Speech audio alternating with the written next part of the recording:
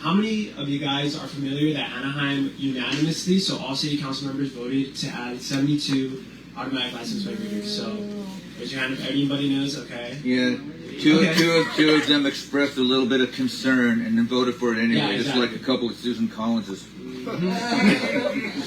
Yeah, so it looks like about half of us, and we were made aware of it from our other partner organization that we work with in Orange County. If you guys are familiar with Chispa OC, so as a C3 nonprofit, we work alongside a lot of nonprofit organizations that have to do with community advocacy. So anything that aligns with bringing power to historically marginalized communities. So we were made aware of this on, I believe it was April 21st. So this was the first time we were hearing about it. They asked if we can organize with them. We said yes, so we showed up. And we were able to make a petition where we got 100 signatures, try to make everybody aware of it, to come out, to have a community, have a community discussion about these cameras. Because there was nothing on the agenda. One day it just appeared, and they were like, okay, we're going to approve or decline this. And the community was not made aware. So we found that was unfair. We tried to do our due diligence and make this information known. And they decided to unanimously vote in favor of it, which is going to cost $732,000. So obviously they say Anaheim PD says it's in the name of safety, when they could be using that money to reinvest in schools, in resources, So it's just, they're going to say whatever they want to say to have these cameras be installed and to for their agenda of a mass surveillance state. And it's very alarming, like it does, as Vernon was mentioning, it does track your license plate, the make, model, the color of your car, but who's to say that that it can't track a certain person as well? There's an article we reposted on our Instagram page that proved that some people were searching identifiable people. So like man with hoodie, man with walking down this street, and it accesses a lot of cameras all over the state. So this is a very urgent issue that we're trying to fight against. So out of the 72 cameras, I'm going to give you guys a little bit of facts. So 11 cameras are going to be funded by Anaheim PD. 20 cameras are coming from the Board of State and Community Corrections, which basically is going to come from taxpayer money. And that's going to go in low-income and high-crime areas in Anaheim. And 41 cameras... Am I talking too loud? No. Okay. Okay, sorry. I scream a lot. 41 cameras are funded through the Anaheim and Santa Ana Urban Area Security Initiative, which is also taxpayer-funded. And this is going to go around all OC. All OC. So... we're not alone in this. Santa Ana added 57 cameras in November of 2025. Costa Mesa launched its automatic license plate reader camera back in June of 2022 and expanded 15 more in 2024. So this is happening countywide, and it's just building upon the surveillance infrastructure. Yes? What do they think they're going to do with these? What are they trying to do with these cameras? They're trying to say that it's for safety, to prevent crime. I mean, so, like, the examples they gave... How did they do that? Yeah, exactly. The examples they gave was, like, if a child is abducted and we're looking for a vehicle, we would go on these cameras and we would put the type of description, which is fair, but it also can be abused, and we've seen in many cases, like Vern mentioned, the Costa Mesa police officer. There's actually... by Ben Camacho, he's a journalist, an independent journalist that works with Inadvertent News. He said that that Anaheim Police Department actually went in these systems last year of June while people were protesting ICE and searched for the protesters, and we're keeping track of those people. So these cameras are already being abused, and this information is just coming out. But if we give the power, and they already all voted unanimously for this. Wait, Ben wrote what? This was in Anaheim? This was where? This was in Anaheim. So we reposted. I'm going to hand out my business card so you guys can follow our social media, but we get constant updates about the news that is coming out, and it's honestly pretty regularly. Yes. Is there a way that we can organize, like you're saying, to organize this, but to actually sue the city of Anaheim for this? Because my biggest opposition about these cameras is that they are AI powered and they are actually tracking us in real time. Correct. And you can't opt out. And not only you cannot opt out, and not only that, but anybody can access our information as to where we've been without our consent. So anybody who has access to those cameras can give it to any DHS, ICE, anybody without our authorization. So the fact that our council voted with this without our knowledge about it and without adequate engagement, I feel that there should be a huge lawsuit against not only the city of Anaheim, but also Anaheim PD, because last I checked, the only people that are actually aggressive towards Anaheim PD are Anaheim PD themselves. So we don't need supervision. We actually need the police to be supervised and actually making sure that they're actually doing their job correctly. Exactly. And I'm going to answer that question and then I'll go to you. But I think because we are not the main anti-surveillance organization handling this, so I can definitely talk to my partners, and the more people, the better. I'm so sorry. But yeah, so there are actionable steps that we can take. I don't know about directly suing them. I don't know about that, how that logistic works out, but I can definitely be in contact. I would say the next action, the flock out of Costa Mesa, happening on Tuesday. Okay, yes. I think that would be the biggest action because they're actually voting on it. So if that goes through to cancel their flock contract, I think that would be a huge step in Orange County to see hey, this is an example in Costa Mesa. They just canceled their flock contract. Can you do the same? And it's not flock. The agency flock is not in Anaheim. It's Motorola Solutions. So it's still automatic license plate readers, just a different company. And Anaheim PD is saying only Anaheim PD can access this, but for now, you say sure. CDP. I go to the community meetings. I just want to let you guys know that we have a police review board, and they did talk about the flocks. They talked about the drones and the different kinds they got. They talked about the helicopters, and then my question was to them on the board. You can ask questions, and I said, "Can you use this? Can officers use this without the authorities?" And they say no, but they do. They do. And they just lie, and we fact check them a lot. Right, and we went to the community meetings, and they're watching you at the banks, stores. They can ride over. They have them at our parks, cameras in our parks. And again, they said on those ones on Beach Boulevard, the blue lights, everything has to be in court order. And we know they're not, but they're saying it to you. This is what we have to do, and no, they're not. They're lying. But it's the hard part that nobody's listening to that part, So I add that in. These cameras they're plate readers, and so it's collecting data, and then it goes somewhere, the DMV, I guess, to determine who's the car. My question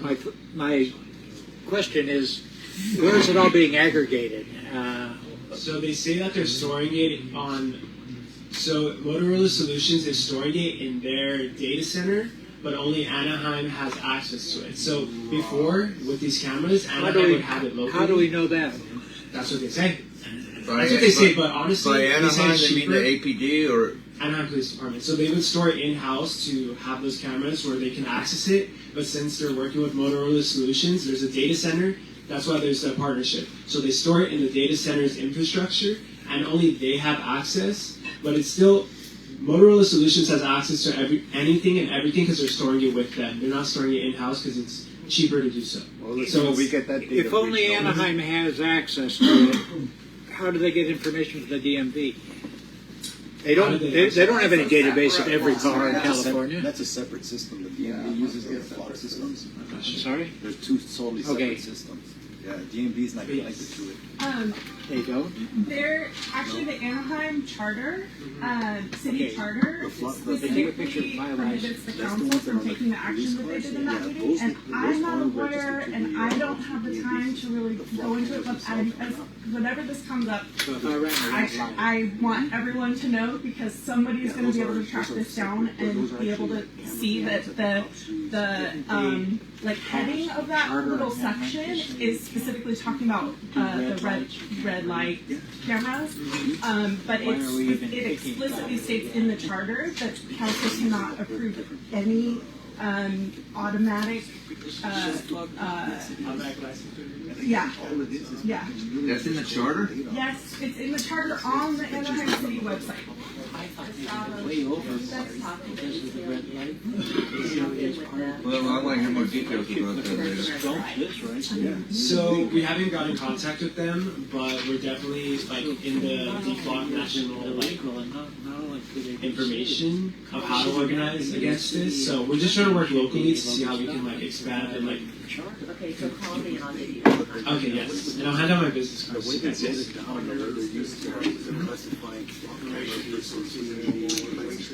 So I have my social media on the bottom, and on there it has our link tree where it has all the resources. So yes. It might be worthwhile going to see what they do in Costa Mesa next Tuesday. Because the following Tuesday we've got our meeting. Maybe we can start the deflock Anaheim movement. Yes, and if you guys are interested in joining, if you guys are interested in joining, if you go on our Instagram page, on our link tree, there's a link to join the Anti-Surveillance Committee, and that's where they give updates about like what action we're doing next in Orange County. Yeah, I saw a report. I don't know if it was 60 Minutes or what, but in New York, they were able to paint over their numbers, and the cameras were not able to read their numbers, or they used some sort of shield where you can see it, but the cameras can't see it. Is that legal for us to do that? And Probably not. Any obstruction to license plate is not legal, and but you can if you look at it, you can't see that it's obstructive. Right. well, everybody has free will. You can do whatever you want with these cameras with your. But it is out plates. there because I always see it that they're trying to sell it to me. You know that you can paint over it. So maybe it's a good idea to do that. Ideally, it's better that we just don't have them in our community. I know, I mean, that's what every we little need to bit get. helps. We need to get them out of our neighborhoods. Cynthia, question in the back, I'm sorry. Okay. To answer a couple of questions real quickly. Any alteration of the license plate itself is illegal. Yes. But there are license plate frames that are reflective that do not block a license plate, but it keeps the cameras from picking up your license plate. So they're available online. Thank you. The red light camera thing on the charter, that was a Kurt Pringle thing because he hated the lobbyist that was representing the red light camera people. And so he got it put on the charter that we can't have red light cameras. But the excuse that the city is going to give you is that the red light cameras are used to issue tickets, and these license plate readers are not used to issue tickets. They're only collecting information, so it's not the same thing. Correct. It's mass surveillance because there is no crime. It's mass surveillance. There is no crime that's being committed. It's data that's being collected, and I believe the numbers were like 10 million. I don't know, but it's insane. Anytime you go to public, you have to know. Would you like to hear the specific language of the charter? Yes, you can come up. Honestly, yes. All right, let's do this. Okay, this is section 1213, section 1213 of the Anaheim Charter, and I'm going to specifically just read the sentence that stood out to me as pretty clear. Neither the city council nor any officer or employee of the city, when acting in his or her official capacity, shall 1. Take any action which would directly or indirectly result in the authorization, approval, or installation of any red light camera or other automated traffic enforcement system in the city of Anaheim, or acquiesce or concur in any way, So somebody please do something with that. Yes. And not Would that be Thank you. I'd say. not to encourage vandalism, but green laser pointers do destroy block cameras. And other automated But I'm traffic. gonna hand out my Green business laser card. pointers pointed at the block cameras will destroy them. Hi, my name is Janine Robbins, and I'm a community activist with a very big mouth. And there's been a group of us who've been we've been speaking at City Council for years, but there's a group of us, 7 people, who've been speaking at City Council for the last few months about the water, the polluted water in the city of Anaheim. So it's always been an issue with the fireworks and the PFAS fallout from the fireworks. From Disneyland, of course. So, but in the meantime, the city itself is covering up the polluted water from other sources. So they closed well 51, which is in West Anaheim, but they closed it 76 days after they were notified that it was containing PFAS. PFAS, which is known as the forever chemical, and it's also known as the thyroid killer. And so for 76 days, that well was in operation in West Anaheim. They've closed half of the wells in the city. They flushed millions of gallons in Anaheim Hills trying to get it so that the water that was brown would pass the testing levels, and it didn't, so they simply did not turn in the results to the state. And on the water report, it just says that they missed the month of September. So this is a big cover-up. The whistleblowers who have come out with this information have been targeted. Human Resources is doing nothing. They have shown up to work and found their whole desk removed. They're moving people around. It's just a huge scandal. And so we've been talking to City Council about this for months now, and their reaction is nothing. They say nothing, they do nothing. They put on a dog and pony show after the first time we spoke, and the water's clean, the water's perfect, so on and so forth. But then the next meeting we showed up with pictures of the brown water at the it's called the Walnut Creek Reservoir in Anaheim Hills. So there was a picture of the way the water was, and then a picture of how the water was with being brown. So if anybody lives in Anaheim Hills, I'd make sure you use bottled water, not bottled by Anaheim. So it's a mess. So that's something that we've been focusing on, and once again, it's a lack of transparency among the city of Anaheim. Interestingly enough, after maybe our third or fourth appearance at City Council, Dooku Lee, the head of the Anaheim Public Utilities, chose to resign. Yeah. So that's very interesting. Right. So anyway, okay, that's my update. Sorry, I wasn't planning on talking. I didn't know. Doesn't our mayor live in Anaheim? Cynthia has a question. And if you guys, Cynthia has a question. Listen to the comments at council meetings. Somebody has something to say? Cynthia has a question. Yes, Cynthia, I heard your voice. I didn't see you. Yeah, I'm hiding back here. Has anybody independently tested our water to find out where our levels are? They're claiming, well, we haven't done it per se, but they're claiming that they're all good, that they don't have the results. Okay, but nobody's done an independent water test. Right. Okay. That we know of. Right. Is there any way that we can get? I'm just thinking, like my mom has kidney cancer. Yeah. And if we can start looking to see if residents around Anaheim are suffering from I believe that's in the works. Because there's a lot of areas, especially in West Anaheim. Even in our neighborhood in South Anaheim, we've had like 6 or 7 residents who've died of cancer. And there's only 60 homes in our neighborhood. So it's just, but it's a huge cover-up. Again, it's the whole transparency issue. I was just going to say, if someone can talk to me after the meeting, several of our comrades in Orange County DSA are environmental scientists by trade that can potentially help you test the water. That would be great. Yes. Yeah. Like Axel? Well, like researchers. There's a number of websites that. Okay, let's have There's some websites where you can type in your zip code or your city and see contaminants in the water. And Anaheim has arsenic in Yes. the water. Oh, it's got lots of different A lot of chemicals. stuff. Yeah. I don't know how these websites are testing it, but they're showing. There's a lot. This one says tapwaterdata.com, but it looks like a whole list of websites that do this. Okay. Thank you, Janine. Roberto Garcia is running for school board. What is, and don't forget to tell us where your area is too. Email me and Hi everybody. So yeah, I'm running for school board. My name is Roberto Garcia, and I am an AUHSD graduate and resident of Anaheim, and I'm running for Area 2.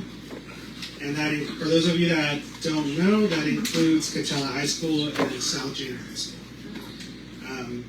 And you know, before getting ahead of myself, giving a little bit more background about myself and why I believe I'm qualified to take on that position, I wanted to give you a background on why I'm doing this. On March 17, 2025, our family lost a beautiful little angel named Mia Mejia. Can't hear you. She was 13 years old, and she died by suicide. And that the entire last year left our family devastated. We were grieving. We still are. I'm still grieving even right now as I stand here before you. But I'm taking my grief and using it to channel the love that I have for her and the love that I have for my family. All of that led me to going to the school board to ask them for resources to help out our kids, to help give them free resources that we had identified through a With Hope organization that offered their resources free of charge to help the students deal with with suicide loss and those really difficult feelings and emotions that come along with all of this, and especially with loss in general.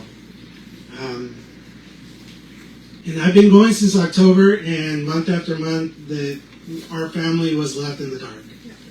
Nobody reached out, nobody helped us, nobody did anything. And so one of the common things that we found in doing that with people in the community, talking to us, reaching out to us, was that this wasn't a unique experience. This wasn't something that our family was new to. There was dozens and dozens of people, students, teachers, parents, that felt the same exact way that we did.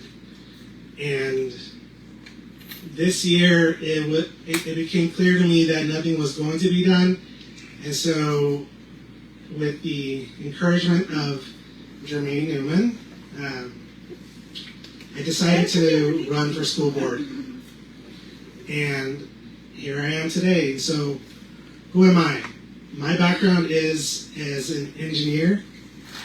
And what I do is I identify efficiency opportunities for clients, and I help them save money, and I help them so that they can use that money for other things that are important to them.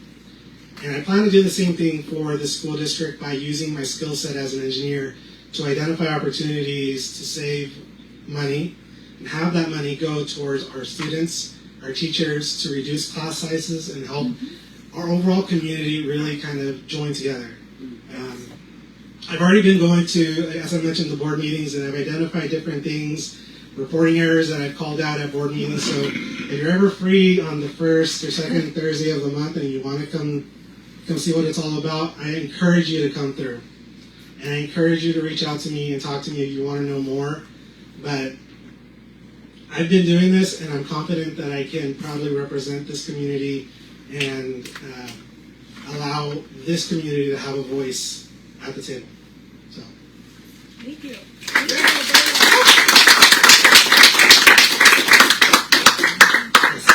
It's nice to know you went to the board meetings and you've learned a bit about what's going on. Exactly the opposite of a lot of politicians. You just get a bunch of money and show up all the time. Thank you. They never went to a city council meeting. They never went to a budget meeting. They never went to anything. And then they're just running because somebody gave them $500,000 to run, to do whatever. I know, but it's just great to hear somebody who's involved and then running from it. It's like, great job. Is the election November 3rd. this year? This year, November 3rd. So, yes, thank you for that. And I'm definitely one of the people that currently goes to the board meetings and actually reads all the bylaws, reads thousands of pages of the agenda to make sure that I talk about everything that matters to this community. So Yeah, did you ever hear back from the CEO or what? That's a good question. I'm assuming Jared the high Creed? school one. I'm assuming. Yeah, he said he was going to send you and me. yes. Oh, you So, did? yeah, I did. So I followed up with them, and fun fact, if none of you are aware, maybe you are aware, but as part of the board meetings, there's a section of the agenda where it's the consent calendar, and anybody in the public is allowed to call for a specific item to be pulled for discussion as part of the board meeting. And at this last board meeting, that was something that I did call out during public comments, and the district, the board, failed to pull a specific topic that I called out, where there was $270,000 being spent on a technology contract that wasn't fully explained and didn't have sufficient detail in the agenda to really communicate to the public why it was necessary. Right. And it's something that I'm currently still actively talking to with the district to get more information on, but those are the kinds of things that I do. I look at the fine details, the fine print, and I call the district out, the board, on what they're discussing, and because it's important to our community, and it's money that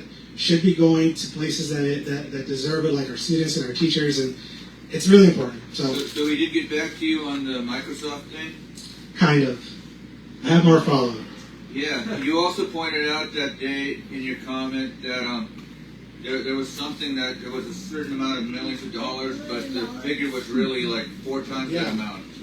Yeah, so they have, the district has a section of the agenda where they talk about the purchase orders, basically the spending that goes on at the district, and in their purchase order document they put out in the agenda, they omitted putting in there about $8 million in construction costs. And it was something that I called out in advance of the agenda, and in hopes that it would be a discussion point at the meeting. It wasn't, but it is something I did call out. And then the board voted unanimously to approve it, even knowing that there was an $8 million missing from the agenda. Yeah, they don't ask any questions there. They just do whatever this Reed guy tells them. Yes. Yep. That's how it's been for many years. When he was Matsuda. I know there's different structures for different school boards. Are you talking about the elementary school board, Anaheim secondary school board? What The Anaheim Union High School District. High school. Okay. Yeah, so that includes junior highs and high schools in Anaheim. And Cypress, La Palma, Yes. Water Park, and Stanton. Yes. There's a question over here, Roberto. Yes. Another issue we're very familiar with the Neil Mejia case, because my son had been there a year before little Mia showed up, and these incidents we tracked it for years before this, and the district had to have known these incidents were happening, and they didn't put a stop to it. The board members do not return your calls. Yes. The President Guerrero does not return your calls. Multiple parents telling me, reporting this to me. And then some of the board members kept me waiting. My son didn't go to school for 2.5 months. This is a student who's 4 years advanced, failing 9th grade. And so he was heartbroken. He spoke last week and he said he was at his darkest moment, which I didn't even know because I monitor him so close. And so I know Jermaine doesn't, she would rather stay on the positive, but the fact of the matter is this board has continued to almost hide the fact that our students are being affected. And in the higher socioeconomic areas, we had 2 suicides during COVID. We've had multiple suicides, plus the little Mia. This little Mia was caused from severe physical attacks inside of the school. Some teachers also and other students bullying her. And my son experienced the same thing in the school. There was also a child predator in the school they were kind of covering us. And he was a child predator. Yes, he was. He had gotten some girls pregnant from another high school, and they're just transferred around. And these administrators are just transferred around. And it's very disturbing. This is Anaheim Union High School, and the board continues to, everything's perfect, nothing's wrong. This is the message I've gotten, which is really bothersome, and that's why I'm out canvassing for Jermaine, because I want people to know you cannot fix these horrible issues without the truth, and you cannot, focus on everything's perfect. It's not. And also the financials and how they were going to let go of all these teachers. Then they were going to make the classrooms even more dangerous because the schools are already very crowded. And then recently I found out that a 7th grader was attacked at the Western High School. 2 students were attacked at Kennedy High School where they transferred my son. The last day of school, a half-day school, one child was beat up by 2 male students and attacked. And they're like, oh, everything's going to be okay. It's not okay. So we need new board members to represent our kids and our new population. And most of the schools, they're okay. 80% of them, but then there's a 20% high risk that need help, and they're not doing anything about it. So just wanted to add to that. I appreciate what Victoria is saying, but we're going to be also canvassing for Roberto because he needs to win as well. So definitely come support Roberto. Garcia, Yeah, if you're all wondering how can I help, I do want to help. Maybe I don't live in area 2, but you're more than welcome to go to our website at Garcia, 4, auhsd.com. And you can select this option to help us canvass, get a yard sign, or simply donate. Any little bit helps, so we definitely appreciate any potential donation and time that you may contribute to the campaign. And like I said, I'm doing this out of love and honor of my baby cousin Leanne, and because it's the right thing, and I care about my community, and I really genuinely look forward to earning your vote this coming November 3rd. Thank you.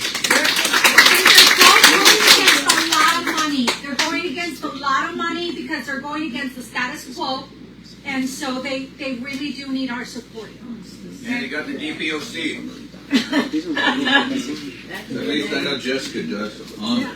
Okay, so we got the vigil tomorrow night at 6. If you can all come, some of you. Memorial Park, Santa Ana, Florida's north of Warner. Next council meeting's at 2 on Tuesday, a week from Tuesday. And we're going to do our next club meeting at August 20th. And we haven't been collecting dues since we lost our charter and got all disorganized, which is fun. But sometimes we do pass the hat. Here it is. Okay, you got to do it, yeah. Because we like to give Liz a little money for the use of her bookstore, and if Donna finds out I bought the pizza and didn't get reimbursed, she'll get mad at me. But make sure to have some too. Put a little bit in the hat if you book your everything. Otherwise, no big deal. And does everybody agree we should adjourn?